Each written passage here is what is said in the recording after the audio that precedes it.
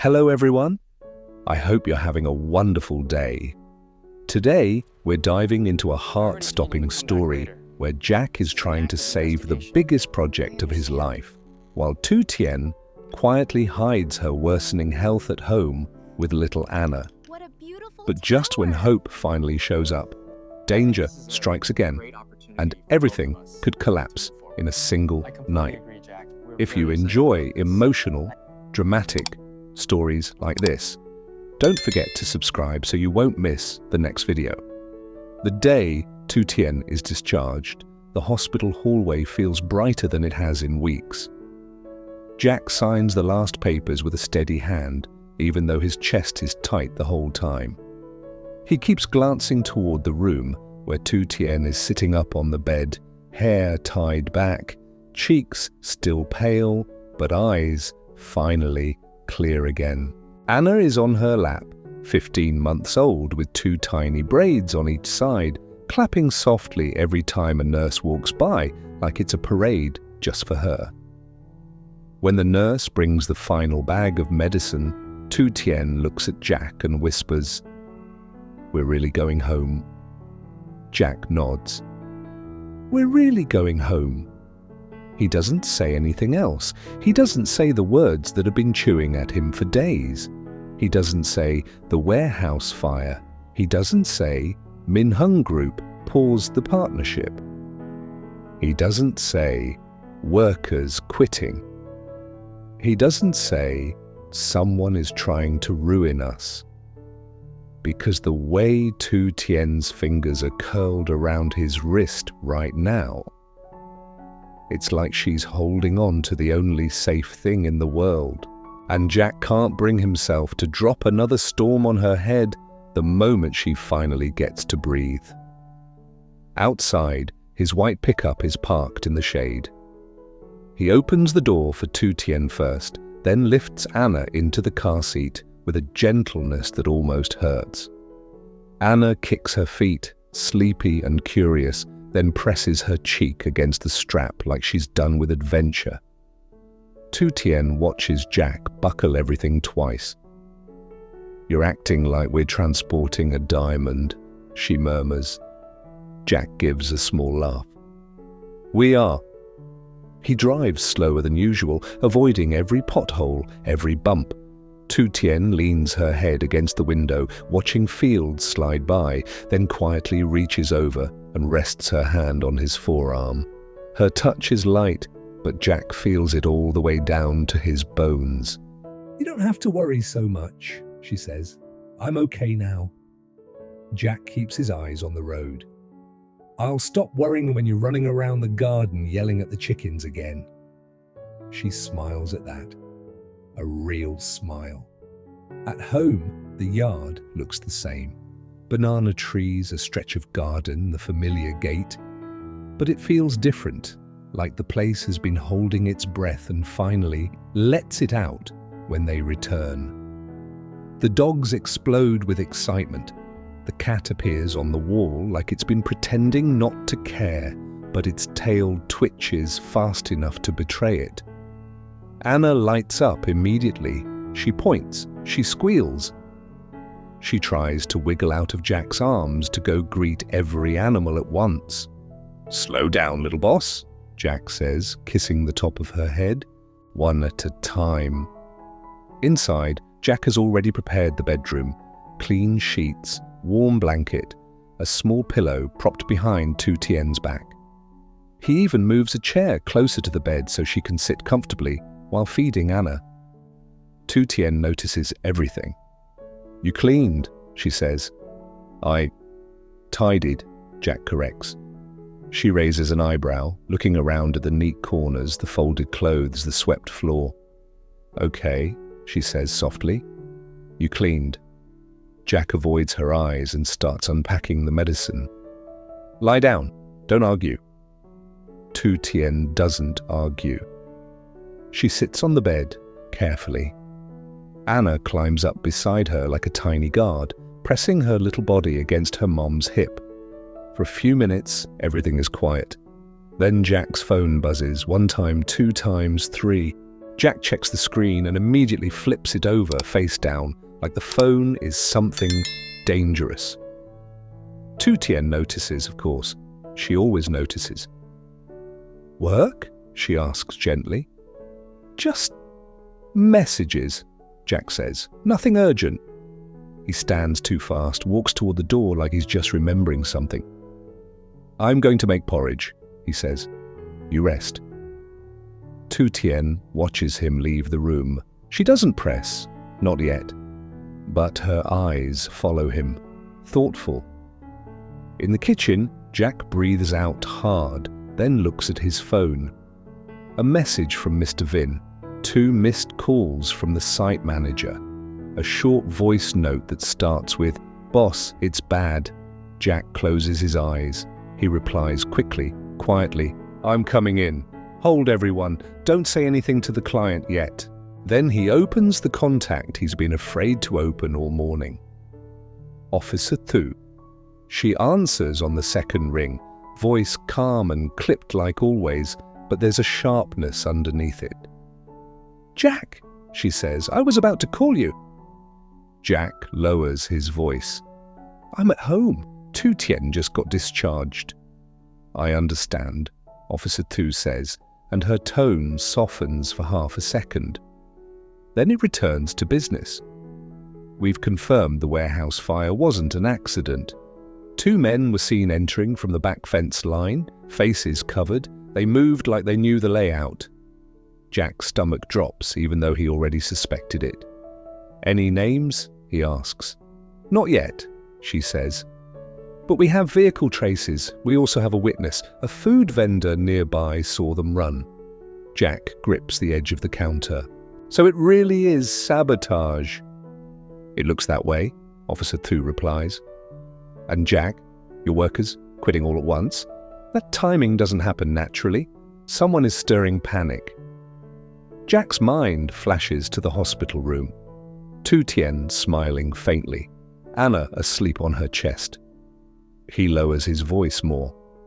"If you catch them, you'll tell me right away?" "We will," Officer Thu says. "But listen carefully. Don't try to chase anyone yourself. Your job is to keep your family safe and cooperate. That's it." Jack forces himself to breathe. "Okay." Officer Thu pauses. "How is she?" Jack's throat tightens. "Better. Still weak, but better." "Good," Officer Thu says. "Then don't bring stress home. Let her heal." Jack almost laughs at that, because that is exactly what he's trying to do, and it's tearing him apart. After he ends the call, he stands there staring at the stove as the porridge simmers. He watches the steam rise like it's carrying secrets.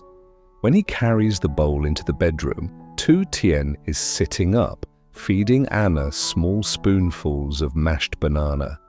Anna smacks her lips dramatically like a tiny food critic.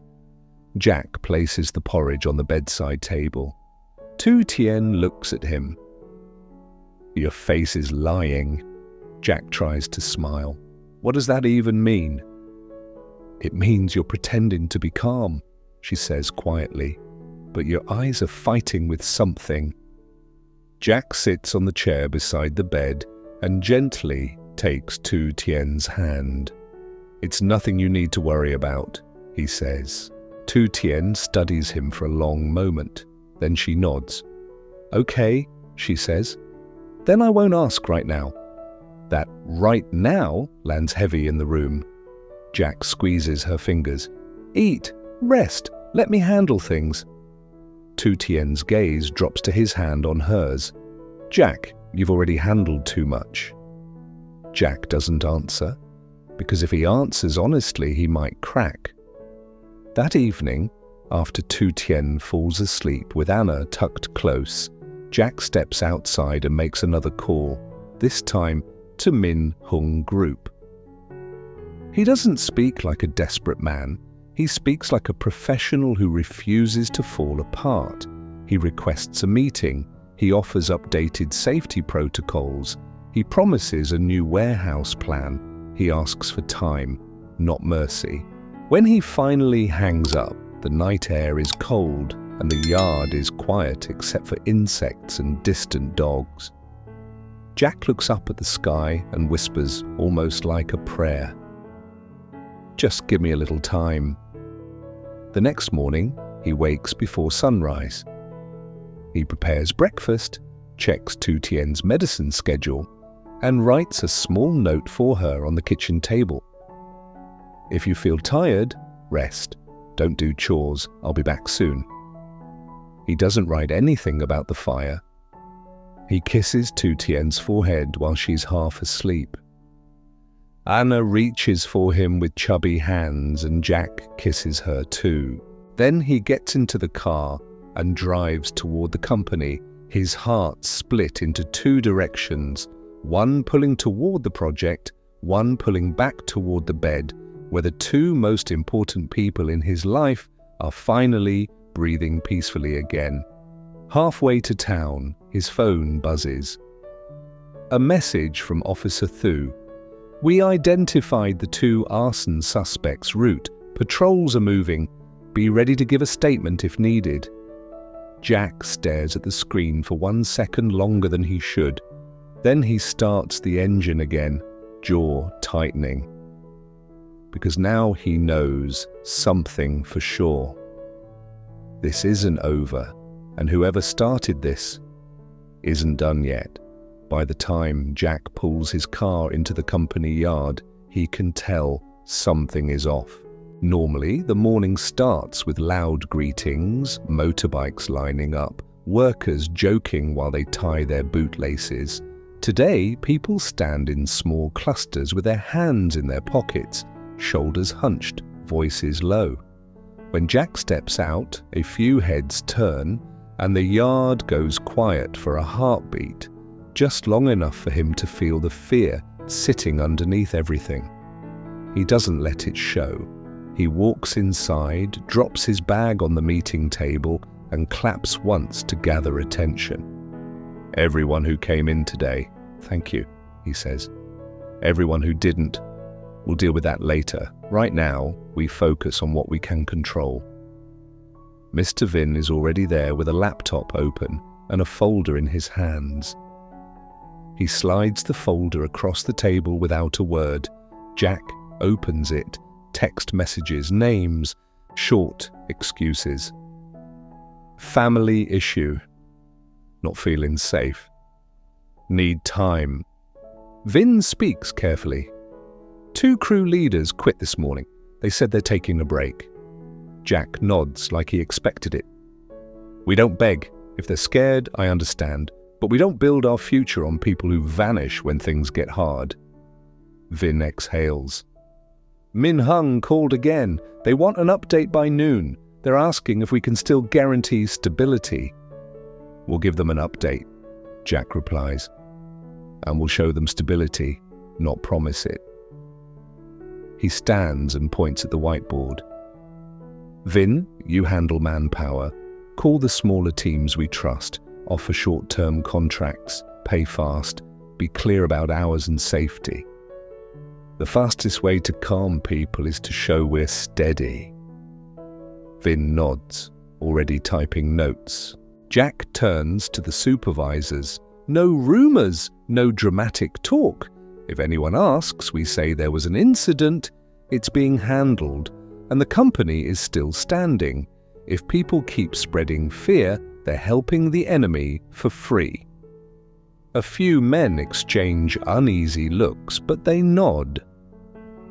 Jack looks around the room at the faces he knows, people who have eaten lunch in the dirt with him, people who have worked in rain with him, people who watched him build this company job by job. "This isn't the first time someone tried to push us down," he says, voice firm, "but it will be the first time they learn we don't stay down." Something changes after that. Not joy, not confidence, more like stubbornness, a shared refusal to fold. Jack's phone buzzes. A name on the screen makes his stomach tighten. Officer Thu. He steps out into the hallway before answering. "Hello?" "Jack," Officer Thu says, sharp and controlled. "We're making progress. We have footage from a roadside camera near where you were attacked. 2 suspects. Faces aren't clean yet, but body type matches the witness description." Jack leans against the wall. "You're close." "We're moving," she says. "But I need something from you. Names, don't guess wildly. Think of people who benefit from your deal with Minhung collapsing. Competitors, enemies, anyone who's threatened you recently." Jack's mind flashes through old arguments, jealous rivals, shady subcontractors. Another name tries to surface too, one he forces back down because it feels like a dangerous guess without proof. "I'll send you what I can," Jack says. "Good," Officer Thu replies. "And keep your wife out of this. She just recovered." Jack swallows. "I'm trying." He ends the call and stays still for a moment, staring at the floor like it might tell him the right move. He thinks of Tu Tien at home, and Anna's tiny hands, and the way they look at him like he could fix anything. Then he walks back into the meeting room. "I'm going to Minhung," he says. "We don't hide, we don't wait, we show up." At home, the morning moves quietly, as if the house itself is trying not to startle Tu Tien. Tu Tien wakes to a pale strip of sunlight on the curtain. Anna is already awake, sitting beside her with 2 small braids that have gone slightly crooked overnight. The toddler grips a plastic cup with both hands, taps it twice on the mattress, and looks at her mother like she's completed important work. Tu Tien smiles, tired but warm. "You're busy early, huh?" Anna babbles a response that sounds like a full explanation. Tu Tien sits up slowly and checks her body the way she's learned to do when she's scared of her own symptoms: breath, heartbeat, dizziness, the itch that sometimes crawls across her skin like an invisible warning. Today she feels not perfect, but manageable. She carries Anna into the kitchen, warms some porridge, and lets her daughter sit on a mat near the doorway, playing with a toy car. Anna pushes it forward, then tries to feed it a piece of banana like the car is hungry too. The phone rings. Tu Tien's heart jumps automatically. It's Jack. "How are you?" he asks right away. His voice sounds calm, but she can hear the tension threaded through it. Tu Tien glances at Anna, who is now scolding the toy car for not eating fast enough. "We're fine," she says softly. "Your daughter is doing serious business." Jack lets out a breath. "Good. I have a meeting. Might run late." Tu Tien already knows he means Minhung. She can tell by how careful he is with every word, like he's holding the whole day in his hands. "Go do what you need to do," she tells him. "Don't worry about us." Jack hesitates. "If you feel tired, I will rest," Tu Tien says quickly before he can hear the truth, hiding behind her voice. "I promise." There's a pause, then Jack's voice drops lower. "Thank you." Tu Tien's chest tightens. She hates that he's carrying this alone. She also hates that her own body might betray her at the worst possible time. But she chooses what she's chosen for weeks now: let him fight without extra weight. "Jack," she says, lightly but firm, "when you come home, I want a real story. Not meeting was fine. I want details." Jack gives a quiet laugh. "Yes, ma'am." When the call ends, Tu Tien watches Anna fall asleep on the mat, cheek pressed against the toy car like it's a pillow. Tu Tien touches the child's hair and whispers to herself, "Just let today be clean." Across town, Jack walks into Minhung's office with a folder thick enough to feel like a brick. The representative sits across from him, professional, unreadable. "We paused because we need stability," the man says, tapping the folder. "The fire at your materials warehouse is not a small issue." Jack nods once. "I agree." Then he slides documents across the table. Temporary storage lease, updated safety plan, new access control, a security quote, and a signed internal policy for worker retention. He doesn't pretend nothing happened. He focuses on what he did next. "I won't say everything is fine," Jack says. "Something happened. It was targeted.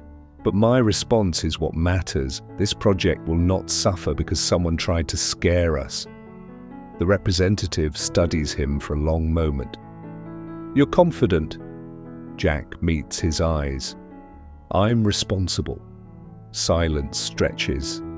Then the representative closes the folder. "We're not signing today," he says, "but this is a good step. Minhung will continue reviewing. If we proceed with strict conditions." Jack's shoulders loosen just a little. Not a yes, but not a door slammed shut either. He leaves the building and sits in his car for a moment before turning the key. He calls home again, almost without thinking. Tu Tien answers quickly. "I handled it," Jack says. "Not finished, but I didn't lose them."